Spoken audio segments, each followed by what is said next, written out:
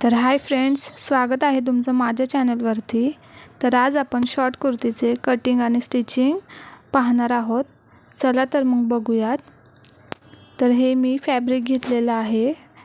तर ह्याला मी 4 फोल्ड करून घ्यायचं आहे। तर ह्याला 4 फोल्ड करून व्यवस्थित घ्यायचं आहे। तर सगळ्यात आधी इथं मी स्ट्रेट लाईन मारून घेत आहे आणि ह्याला कट करून घेत आहे।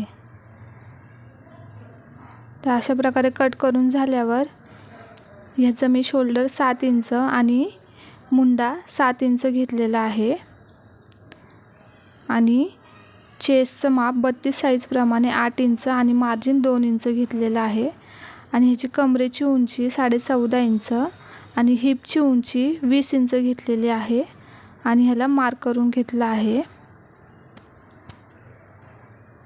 तर आता इथं मी कमरेचा चौथा भाग 7 इंच आणि हिपचा चौथा भाग 9 इंच घेत आहे आणि तसंच खालच्या साईडला सुद्धा 9 इंचाची मार्किंग करून घेणार आहे आणि ह्याची पूर्ण उंची मी 30 इंच घेतली आहे। तुम्ही जेवढी उंची घेणार आहात त्याच्यामध्ये 2 इंच प्लस करायचे आहेत आणि आता ह्याला अशा प्रकारे मार्किंग करून ह्याला 2-2 इंचाची मार्जिन देऊन घेणार आहे।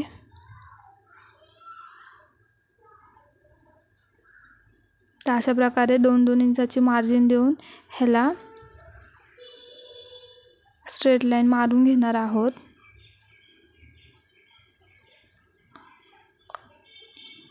अशा प्रकारे लाईन मारून झालं ह्याला मुंड्याचा आकार देऊन घेणार आहोत। इथं मी मुंड्याचा आकार 1.5 इंच घेतला आहे आणि ह्याची गळा रुंदी मी 4 इंच आणि उंची 4.5 इंच घेतली आहे। तर ह्याचा फ्रंटचा नेक आणि बॅकचा नेक हा मी सेमच ठेवला आहे, स्क्वेअर नेक। आणि आता ह्याला मी अशा प्रकारे कट करून घेत आहे।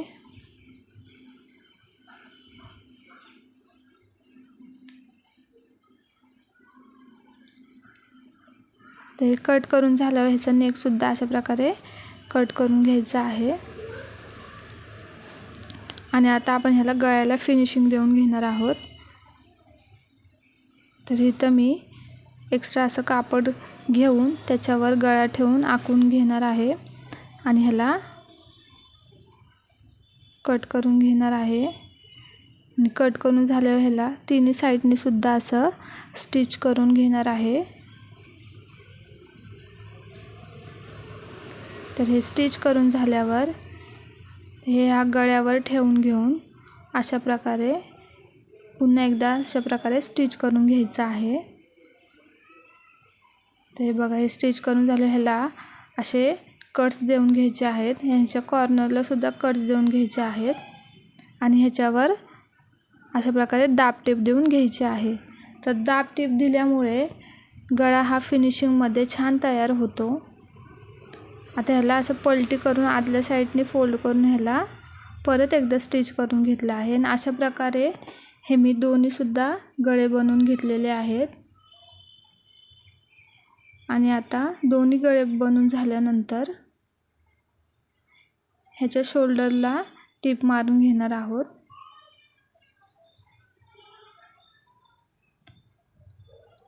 तर हे शोल्डरला दोन्ही सुद्धा शोल्डरला आपण टिप मारून घेणार आहोत।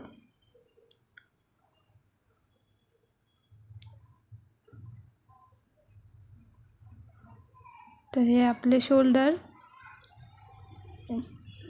जॉईंट करून झालेले आहेत आणि आता ह्याला मुंड्याच्या साईडने ह्याला आता आपण पट्टी बसवून घेणार आहोत। तर त्याच्यासाठी इथं मी 1.5 ते 2 इंचाच्या पट्ट्या क्रॉसमध्ये कट करून घेतल्या आहेत आणि त्या एकमेकांना जॉईंट करून घ्यायच्या आहेत। तर अशा प्रकारे ह्या जॉईंट करून झाल्यावर ह्या मुंड्याच्या साईडने ह्या एका साईडने स्टिच करून घेऊन ह्याला आतल्या साईडने फोल्ड देऊन घ्यायचं आहे। तर हे आतल्या साईडने फोल्ड देऊन अशा प्रकारे स्टिच करून घ्यायचं आहे। तर बघू शकता, मग अशा प्रकारे स्टिच करून घेतल्यावर हे फिनिशिंगमध्ये रेडी होतं. तर ह्याला दुसऱ्या साईडने सुद्धा सेम अशाच प्रकारे स्टिच करून घ्यायचं आहे. आणि ही कुर्ती शिवायला अगदी सोपी आहे. तुम्ही सुद्धा कमी वेळेमध्ये ही कुर्ती स्टिच करू शकता. तर तुम्हाला हा व्हिडिओ आवडल्यास नक्कीच व्हिडिओला लाईक करा, शेअर करा आणि सबस्क्राईब करा.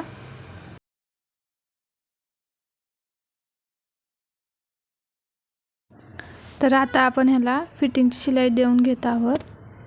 तर अशा प्रकारे 1.5 ते 2 इंचाचं मार्जिन ठेवून इथं स्टिच करून घ्यायचं आहे. दोन्ही साईडने सुद्धा अशाच प्रकारे स्टिच करून घ्यायचं आहे.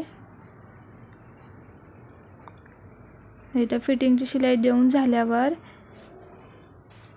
हे जे कट्स आहेत ते सुद्धा असे फोल्ड करून स्टिच करून घ्यायचे आहेत.